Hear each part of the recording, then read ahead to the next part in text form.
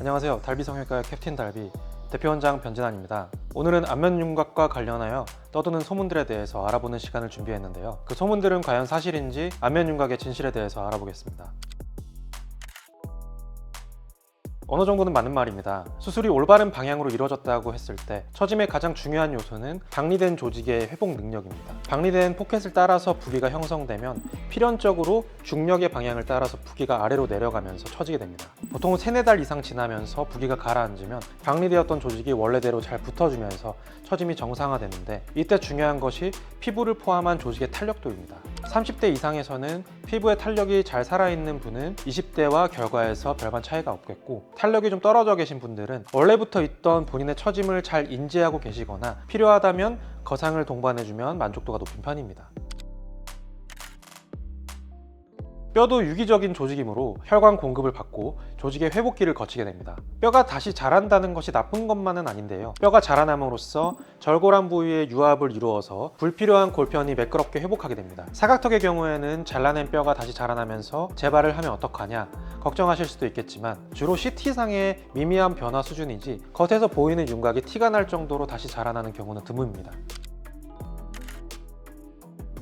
뼈라는 조직은 우리 손발톱과 같이 감각을 느끼지 않는 조직입니다. 뼈가 시리다는 표현은 정확치 않은 표현이고, 수술 중에 연조직이 당겨지고 회복기에 부으면서 일시적으로 둔해졌던 감각신경이 점차적으로 회복되고 재생되는 과정에서 생길 수 있는 이상 감각 중에 하나입니다. 대부분은 시간이 지나면서 좋아지니 걱정 안 하셔도 됩니다. 윤곽 수술 시 작은 신경의 가지들은 끊어질 수밖에 없고 대부분 자연적으로 회복이 됩니다. 중요한 것은 큰 신경인데요. 의도적으로 이 신경을 절단하려고 하지 않는 이상 완전히 손상되는 경우는 극히 드뭅니다. 수술 후에 일시적으로 감각이 저하되는 현상은 수술 중 연조직이 당겨지면서 신경이 일부 텐션을 받고, 수술 후에는 부기로 인해서 신경이 압박받아서 생기는 현상입니다. 충분한 회복기를 가지고 부기가 잘 가라앉으면 대부분 회복이 되고, 빠르게는 1-2달, 길게는 4-5달까지는 보통 돌아오니 크게 걱정하지 않으셔도 됩니다.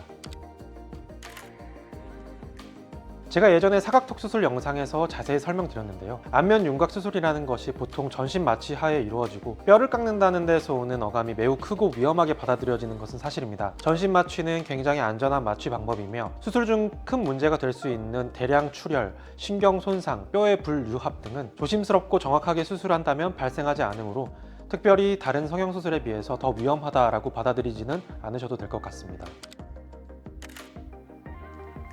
물론 아닙니다. 턱의 경우에는 신경선이 낮게 지나가는 분들은 많이 줄일 수 없고, 신경선이 높다고 하더라도 신경선에 근접하게 잘라내면 신경관이 노출될 수 있기 때문에 안전거리를 두어야 합니다. 광대 역시 뼈가 들어갈 수 있는 한계와 회전 반경의 한계가 있기 때문에 정확하게는 해부학적으로 가능한 범위 내에서 환자분이 원하는 방향으로 깎아볼 수 있다 정도가 답이 되겠습니다. 이번 시간에는 안면윤곽 수술과 관련한 오해와 진실은 무엇인지 살펴보았습니다. 관련해서 더 궁금하신 점이 있으시다면 아래 댓글로 남겨주시기 바랍니다. 감사합니다.